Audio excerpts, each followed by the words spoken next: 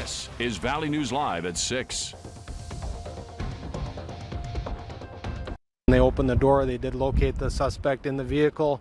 He appeared to have died from a self-inflicted gunshot wound.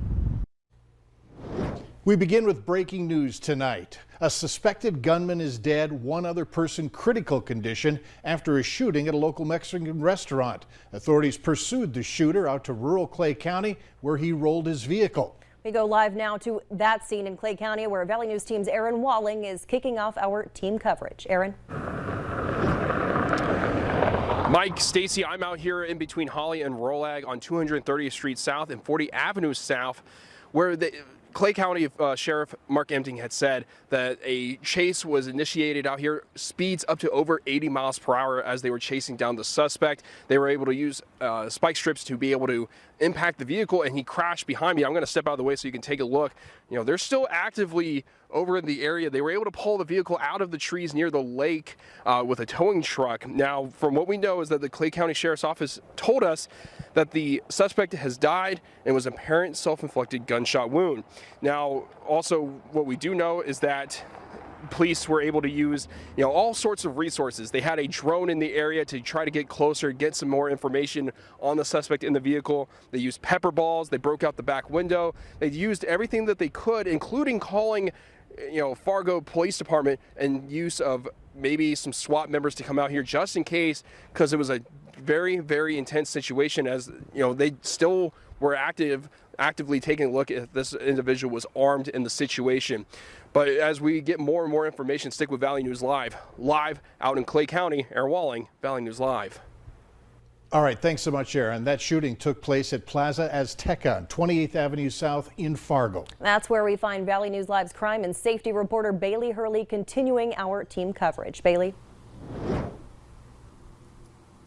Mike, Stacy, multiple shots were fired just before 2 o'clock this afternoon. That's when police say that both that man, the woman, and her 8-month-old child were eating, and all of a sudden shots started ringing out. At this time, police do not know what led to that shooting, but they say that those rounds started firing. The woman then was running through the restaurant trying to get out, trying to find safety. Police say that man continued to fire at her.